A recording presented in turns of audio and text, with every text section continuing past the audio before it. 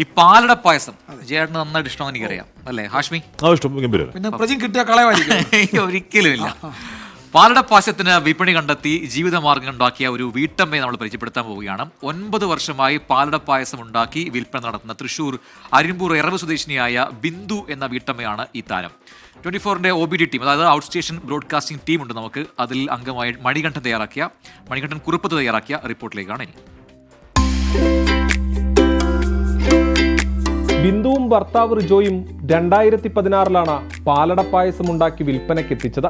ഉത്സവ സീസണുകളിൽ മാത്രം വിപണി ഉണ്ടായിരുന്ന പാലടപ്പായസം തൃശൂർ ജില്ലയിലെ കടകളിൽ ദിവസവും ലഭ്യമാക്കാൻ തുടങ്ങിയതോടെ ആവശ്യക്കാർ ഏറി. ഏതാനും ജോലിക്കാരെ വെച്ചാരംഭിച്ച പാലടപ്പായസം പാക്ക് ചെയ്ത് കടകളിലെത്തിക്കാൻ റിജോയായിരുന്നു മുന്നിൽ.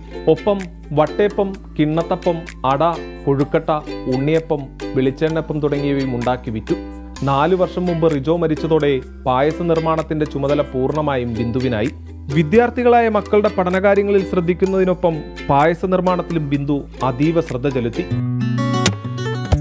ദിവസവും പുലർച്ചെ 3:30 ബിന്ദു വീടിനോട് ചേർന്നുള്ള കലവറയിലെത്തും. 5:30 ജോലി ചെയ്യുന്ന സ്ത്രീകൾ എത്തുന്നതുവരെ ആവശ്യം വേണ്ട കാര്യങ്ങൾ നിർവഹിക്കും. 10 വനിതകളും 4 പുരുഷന്മാരുമാണ് ഭക്ഷ്യോൽപ്പന്ന നിർമ്മാണശാലയിൽ ജോലിയെടുക്കുന്നത്. വിഭവങ്ങൾ കടയിലെത്തിക്കാനായി 8 പേർ വേറെയുമുണ്ട്. തുടക്ക കാലഘട്ടത്തിൽ ഞാനും ഹസ്ബൻഡും തനിയാണ് ഈ സംരംഭം തുടങ്ങിയത്. പിന്നീട് ഞങ്ങൾ അതിൻ്റെ വളർച്ചയിൽ ഒരു 1-2 വർഷത്തിന് ശേഷം 1-2 പേര് ഞങ്ങളെ സഹായിക്കാനായിട്ട് എത്തിയിട്ടുണ്ടായിരുന്നു. പിന്നീട് കുറച്ചുകൂടി ആളുകൾക്ക് ഞങ്ങൾക്ക് ജോലി കൊടുക്കാനും സാധിച്ചു. രാവിലെ 9:30 പാക്കിംഗ് കഴിഞ്ഞ സാധനങ്ങൾ കടകളിലെത്തിക്കാനായി ഒരു കൂട്ടർ നീങ്ങും. ബിന്ദു അടക്കമുള്ളവർ അടുത്ത ദിവസത്തേക്കുള്ള സാധനങ്ങൾ തയ്യാറാക്കാൻ വീണ്ടും കലവറയിൽ.